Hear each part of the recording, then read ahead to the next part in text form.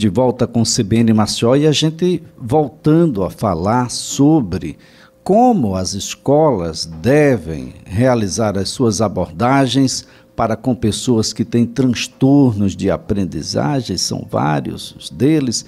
A gente centrou aqui na questão do TDAH.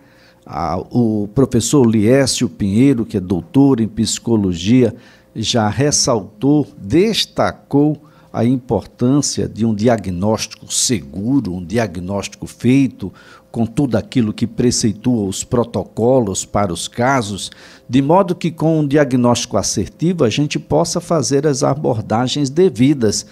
Mas que abordagens são essas?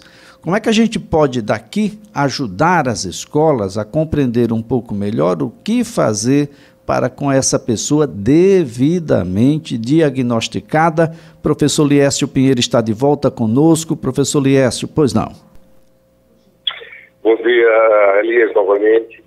É o seguinte, Elias, é importante discutir isso porque as escolas precisam de preparo para identificar crianças que tenham algum tipo de dificuldade do aprendizado. Né? Então, essas dificuldades, elas se manifestam das mais diversas formas.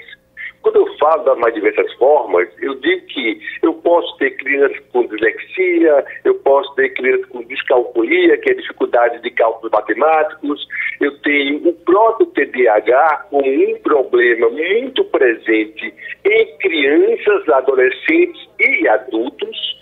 Agora, eu preciso de um preparo. A escola precisa estar preparada para identificar essa criança. Por quê? Porque o que é importante é uma intervenção precoce. Olha só, essa intervenção precoce, ela precisa ser logo feita a partir dos primeiros sinais que nós identificamos. Agora, qual é a questão por trás disso? É que os pais não sabem o que acontece com a criança que tem TDAH. Eles sabem que a criança é danada, a criança é muito ativa, a criança não para quieta, e ele pensa que a criança é danada apenas, que a criança ela não consegue fazer aquilo que é ordenado, que é orientado, porque ela está com brincadeiras, mas não é. A criança ela tem uma impossibilidade de conseguir conduzir o seu comportamento, de controlar essa impulsividade, de controlar esse excesso de atividade. Aí o que acontece? Chega as reclamações da escola para os pais. Os pais não compreendem o que está acontecendo. Reclamação por quê? Porque a criança não para quieta, a criança não assiste aula direito, a criança tem baixo rendimento escolar. Então, o que nós orientamos? É que os professores das escolas públicas e privadas possam ter uma capacitação em problemas de aprendizagem, ou seja, em crianças que têm uma dificuldade no processo de aprendizagem, para que ele possa identificar precocemente. Quando nós identificamos precocemente, nós vamos ter a possibilidade da intervenção. Então, a própria escola, na sala de aula, no processo de adequação dessa criança ao cotidiano escolar, pode ter tarefas que ajudarão a essa criança a concentrar o seu foco, a concentrar sua atenção. Olha que coisa interessante. Eu preciso compreender também que essas crianças mais hiperativas, porque nós temos níveis de hiperatividade, mas crianças mais hiperativas precisam do acompanhamento de um neuropediatra, porque muitas vezes ela precisa de uma interação medicamentosa, porque existe um psicoativo que pode ser receitado pelo médico, que vai reduzir essa atividade da criança. Agora, para que isso seja feito, a criança deve ser realmente diagnosticada com TDAH.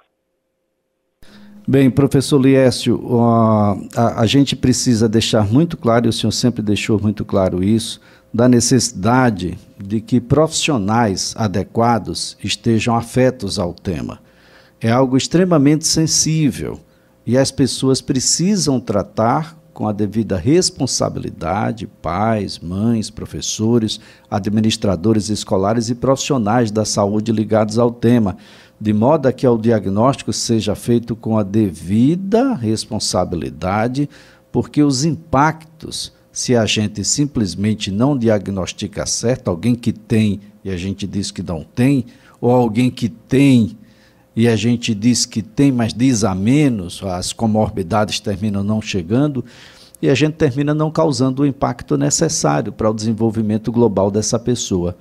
Bem, doutor Liésio Pinheiro, a nossa gratidão, viu? Nossa gratidão pelas informações, mais uma vez, a nossa gratidão pela forma sempre muito acessível que o senhor toca o tema, de modo a fazer com que quem está nos ouvindo tenha um pouco de sensibilidade. Se tem dificuldades, vai aos conselhos regionais de psicologia, por exemplo, tenta abordar o tema de uma forma mais ampla, de modo tendo um pouco mais de compreensão, ser mais compreensivo também para quem está precisando incluir essa pessoa definitivamente na sociedade. Professor Liésio Pinheiro, muito obrigado, ótimo dia, excelente final de semana. Igualmente, Elias.